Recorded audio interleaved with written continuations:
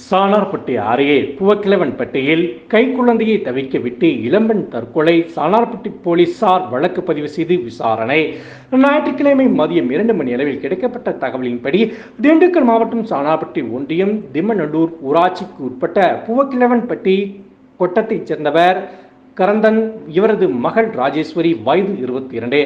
இவர்களுக்கு மணக்காட்டூரைச் சேர்ந்த ராமச்சந்திரனுக்கும் கடந்த 2 வருடத்துக்கு முன்பு திருமணம் ஆனது.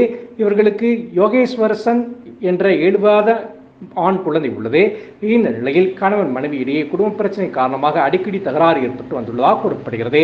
இதனால் மனமடைந்த நிலையில் இருந்த ராஜேஸ்வரி விஷ மருந்து சாப்பிட்டு அவரது வீட்டில் மயங்கி கிடந்தார். உடனே அக்கம் பக்கத்தினர் அவரை மீட்டு சிகிச்சைக்காக திண்டுக்கல் அரசு மருத்துவக் கல்லூரி மருத்துவமனைக்கு கொண்டு வந்தனர். அங்கு அவரை பரிசோதித்த மருத்துவர்கள் அவர் ஏற்கனவே இறந்துவிட்டதாக தகவல் தெரிவித்தனர். இது குறித்து சானார்பட்டி போலீசார் வழக்கு பதிவு செய்தனர். சார்பு ஆய்வாளர் ராஜேந்திரன் பதிவு செய்த வழக்கை விசாரணை நடத்தி வருகிறார்.